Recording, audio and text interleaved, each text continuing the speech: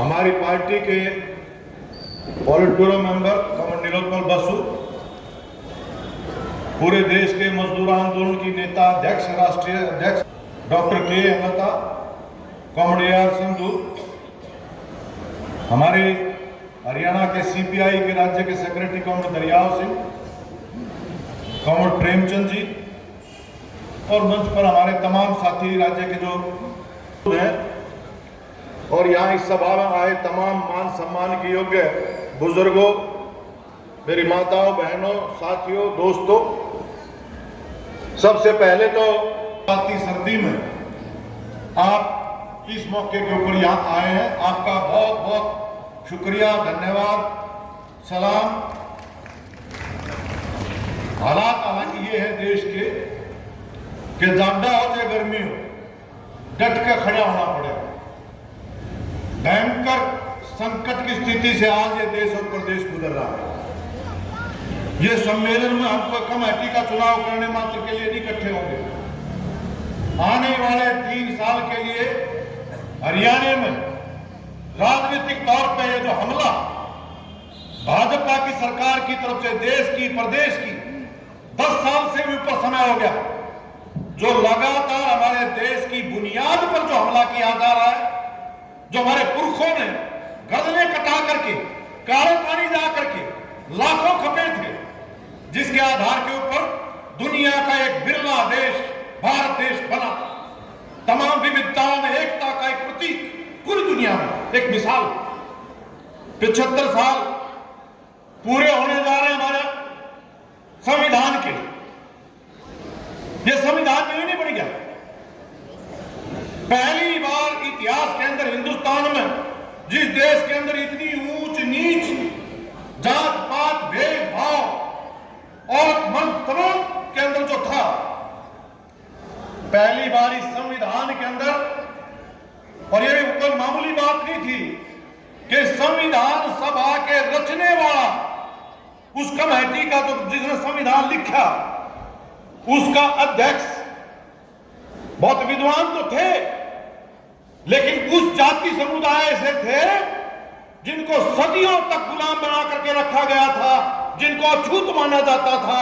वो देश की आजादी के बाद उस आजादी ने यह हासिल किया था कि देश की संविधान को लिखने वाली कमेटी का प्रधान वो बने।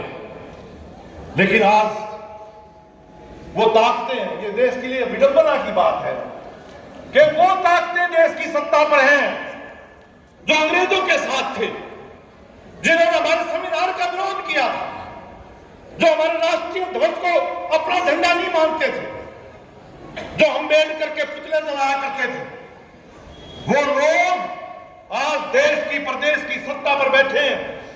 इससे बड़ी अफसोस की बात कोई हो नहीं सकती। और यह दिल्ली की बात, उनकी कितनी नफरत है। वो अभी संसद के अंदर जब 75 साल संविधान के हो रहे हैं, उसमें चर्चा, उस समय के ऊपर देश का गृह मंत्री हमारे बाबा साहब अम्बेडकर के बारे में क्या अपमानजनक भाषा इस्तेमाल करता है। मेरा फैशन बना लिया, अम्बेडकर अम्बेडकर अम्बेडकर, ये ऐसे बोलता है, वो ये फैशन बन गया है। मेरा इतनी बार तो भगवान का नाम ले लेते तो स्वर्ग मिल जाता। यो स्वर्ग कितने और नहीं है, यो स्वर्ग हिंदुस्तान की जनता ने बाबा साहब अम्बेडकर को प्रधान बना करके उसकी संरचना करी थी। इसी धरती पर स्वर्ग बचाने का यह संविधान तय किया था। लेकिन इसी संविधान का फायदा उठा करके ताकते आज किस तरह से देश के साथ, कि देश की तमाम संप्रभुता को आज खत्म किया जा रहा है। हमारी तमाम संपत्तियां जो आजादी के बाद हमने खड़ी की थी, सार्वजनिक क्षेत्र की थी, जो हमारी आत्मनिर्भरता की बुनियाद थी, उन सबको अपने यार पूंजीपतियों के हवाले किया जा रहा है। इस 10 साल में पूरी दुनिया में अचंभा है, चमत्कार है कि इतनी तेज गति से चंद घरानों की मुट्ठी भर उनकी दौलत 2 गुना 4 गुना बढ़ती चली गई।